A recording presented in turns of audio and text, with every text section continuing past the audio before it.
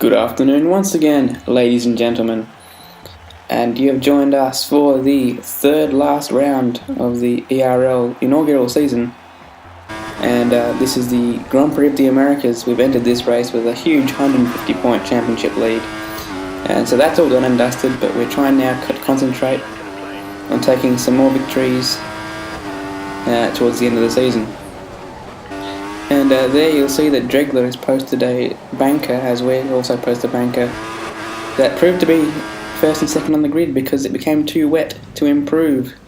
And that's really annoying because I think everyone pretty much could have gone faster. But making sure we set a lap time so as not to start at the back, like a couple of those guys did, I think, with corner cutting. And no hope to improve. But you see in that first sector where I lost all the time to Dregs, unfortunately. And my PB was about a second quicker. I know a couple of guys are even quicker than that though, so I'm not too disappointed with second. We got a rolling start though here because Dregler did disconnect between the end of qualifying and start of the race. But off we go. And a bit of a cheeky over and under. We're going to make an overlap before the line, but the line's already passed, so we can now make a move. Would be spamming the curves if it was last year's game, but there's no curves. Looks like we've got the lead though, the advantage into turn one. And again, taking advantage of rolling starts, something I can do it quite a lot of actually this season. Anyway, through this first sector, obviously favouring the wheel users, but through here we get quite a nice line this particular lap. Not so bad on fresh tyres, particularly the options. You can see on the primes that I do struggle a bit through here. But we seem to be building a bit of a gap already.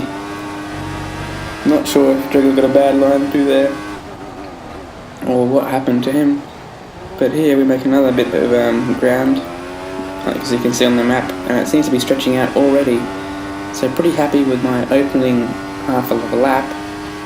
And we'll cut to the end of the lap and see what the advantage is. It's actually more than 2 seconds, so a fantastic opening lap there for myself, and we actually get a fastest lap. Of course, because it's the first flying lap. And I think we're going to back that up with another one the next lap, yeah, as the gap extends by another 0.3 roughly. And it was really this stint where I took it to the guys behind to try and get a gap. And a couple of fastest laps in that stint, taking the gap to 3 seconds, which is roughly where Dregler started pegging it back, and he sets the fastest lap. So at this point, maybe his tyres are up to heat, and we're sort of equal for most of the rest of the stint. But Big Dog destroying his vehicle. My map's not the full circuit map, so I can't tell where he put that in the wall. But unfortunately for him, it's race over. We get another fastest lap there. And luckily there's no safety car, so no compromise there to our strategy or lead.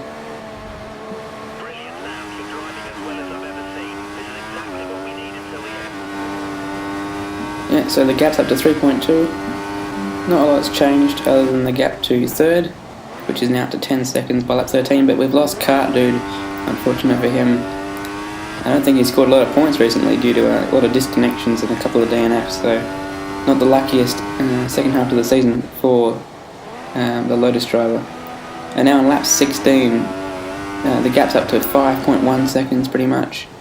And we're starting to struggle on these tyres. We did plan to pit one lap earlier, but having the gap and not wanting to come out behind Stylen, I decided to stay out for an extra lap, which did seem to be a good idea, as you'll see in a couple of moments into the pit lane. We're going to fit a set of prime tyres at this stop.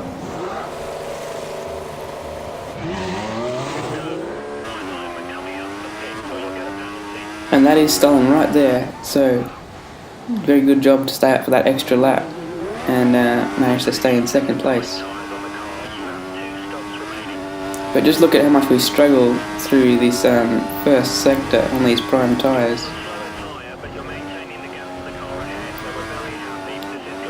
We do go wide there and slightly compromise us for the next left-right sequence. But these prime tyres are absolutely diabolical, and you'll see there that I've actually planned to make this a short stint. It was to be 11 laps, but I've changed this to 8 laps and completing another 3 option stints, one already done, for 16 laps each. And Starling's gone, so unfortunate for him, but does free up the gap behind us. Instead now to Cena, so no pressure from behind. And we have emerged in front still of Dregler, of course, bit of an undercut.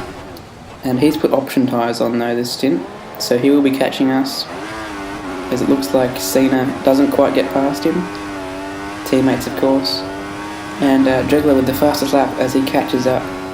I think he pitted on lap 17, so he'll be catching us pretty soon. And there the gap's down to 1.4. It was 5 seconds before the pit stop, and indeed actually the first sector after the pit stop.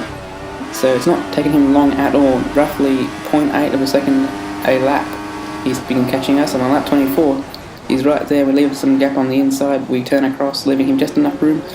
The arm goes up in frustration perhaps, although not from me, just from the AI driving my car. And we're side by side here, and there's a bit of a touch, so I decided to just go across that because I realised that my strategy is a bit superior. Won't really matter being behind, and I pit at the end of that lap. Only 8 laps on these primes. Really don't like them, they're about a second and a half slower I think than the option. So I'm going to do 3 stints on the option, and you see that my DRS is broken. Didn't really matter. The DRS broke 4 times for me in this race, but I never actually needed it anyway. So anyway, we've undercut Dregler there. I think he went 2 laps longer. That was actually a big mistake by Dregler in my opinion, only spending 10 laps on those options. He should have stayed out longer so he could have a shorter prime stint, and that really ruined him, because you'll see here my gap's already 2.5 1 lap later, and another lap later gap's up to 3.3, so this prime is really hurting him. Another lap later, let's see what the gap is, 4.5, so this is actually roughly 1 second a lap, perhaps a bit more, as the gap's up there beyond 6 seconds. That's the biggest gap I've had all race, and just at the fastest lap. So really gapping the Red Bull driver now. Another fastest lap brings the gap to around 8 seconds. So options really the race type for this particular event. Not sure why the hards were so rubbish. Anyway, we have a gap of 13.3 seconds down lap 37, and yeah, we actually set the fastest lap on lap 38. 15 laps into our stint, as our DRS is broken again. So the pace is there for the whole stint really on these options. So Circuit of the Americas, guys, go options for most of the race because the primes are rubbish. And it looks like Dregler's pitted, so we'll be trying to come in pretty soon to make sure we don't lose too much of our lead. It was 13 seconds. And here at the end of lap 40 we're pitting again. 16 laps to the end, so another set of options will do. And eventually the fastest lap of the race comes on lap 46. It's actually quicker than the pole times without DRS, so that shows the potential. And anyway, we came to the final lap of the race, and we have a lead of around 12 seconds I think. DRS broken again. And anyway, we didn't get to do a championship flick in Suzuka when we won the championship, but we'll do it now because we actually have a lead that's pretty decent. And there we go. Congratulations on the win. The whole team's ecstatic. Great driving. Thank you very much. 2 rounds to go. Brazil next weekend. Look at those consistent lap times in the first sector. That's really what I'm quite proud of in this race. Anyway, I've been Jacko, guys. I'll see you next time.